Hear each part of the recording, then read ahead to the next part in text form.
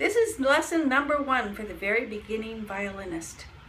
So this is the violin. It has 4 strings, G, D, A, and E. Sorry. This is the chin rest. And remember, you take the bone, your little collarbone, your little jawbone right here, and you hook it over this little ridge. And you should be able to hold the violin just like this. Not straight out in front, not to the side, but somewhere in between. And when you hold the violin, you rest your thumb at this little curve underneath here. I call it Ed. There's 4 pegs which tighten or loosen the string.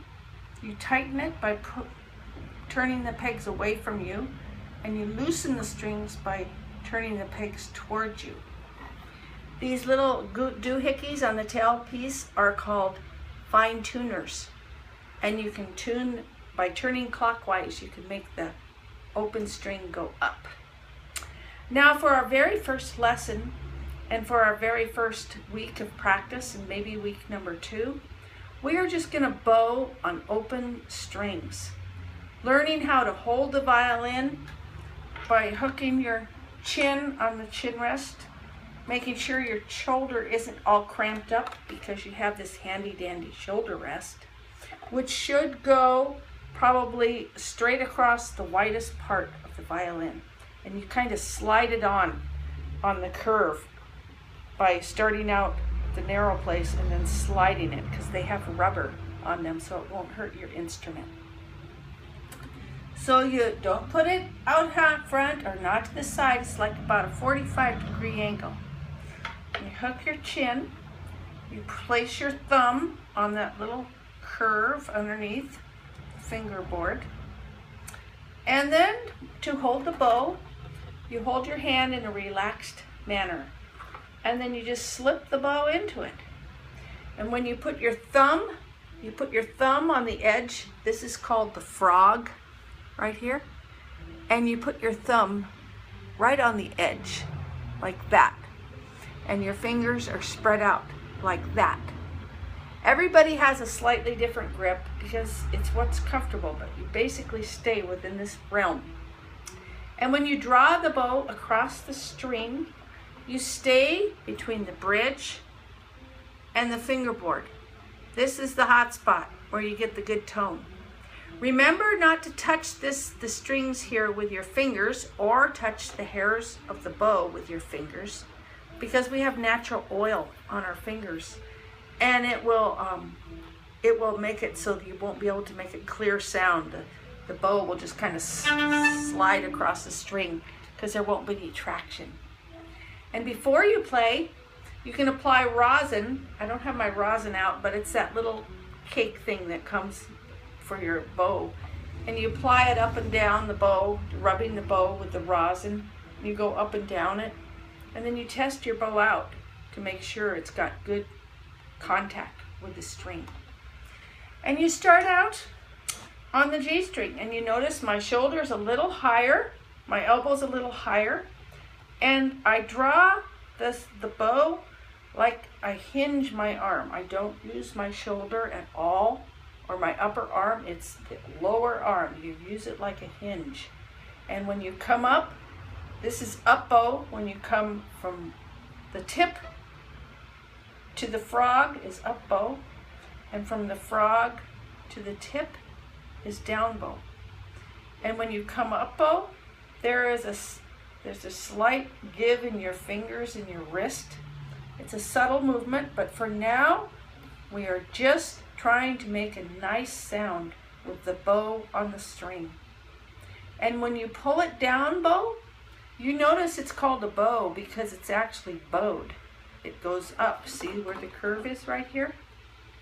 So when you draw the bow down, you slightly bring your arm up so that you accommodate that curve and you keep a nice contact. You can hear it, and it will slide if you don't have a good contact. So let's try that. We're going to take a down bow and an up bow on each string, starting with the lowest string, which is G.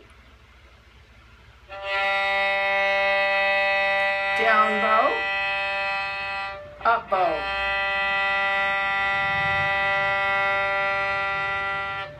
Down bow, up bow. D string.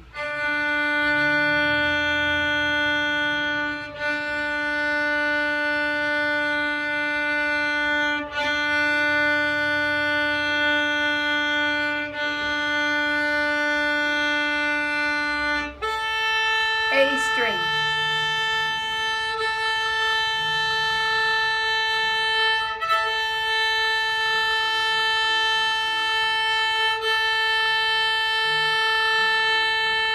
E string.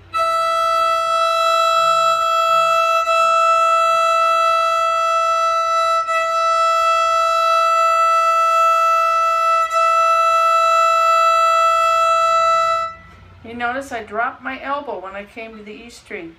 And when I go back to the A, it comes up. When I go to the D, it comes up a little more. And when I go to the G, it comes up a little more.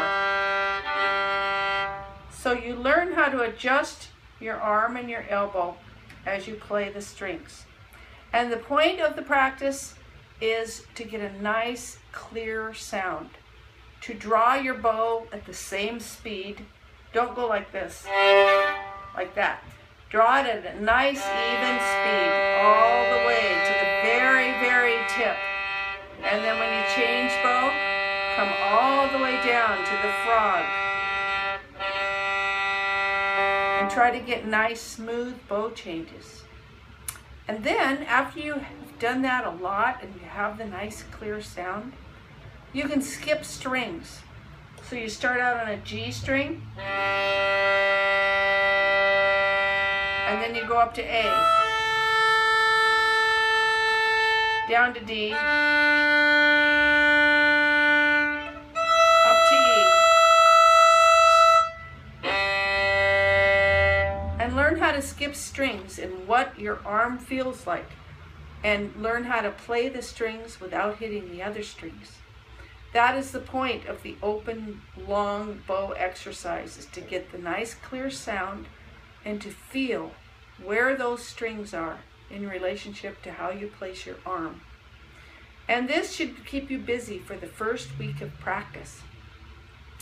Because when you start putting your fingers down, then you're multitasking and it becomes more difficult because you're doing more than one thing at a time. So let's get the foundation right by making that nice, clear sound. And you can practice in front of a mirror, and when you think you have it down, close your eyes. And especially close your eyes changing strings.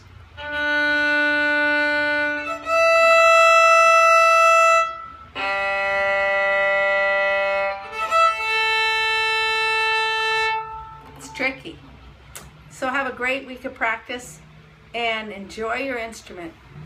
Look out the window, watch the beautiful nature outside your window. Enjoy the practice of playing the violin.